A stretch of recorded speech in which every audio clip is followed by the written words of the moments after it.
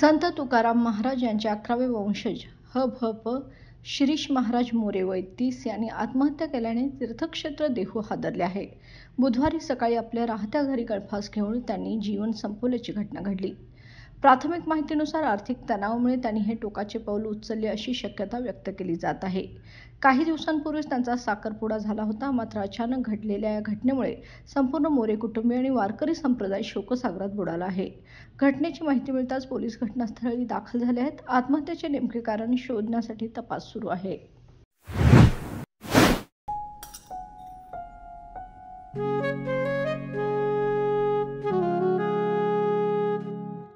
बाबा, आज येताना बासुंदी घेऊन या ना.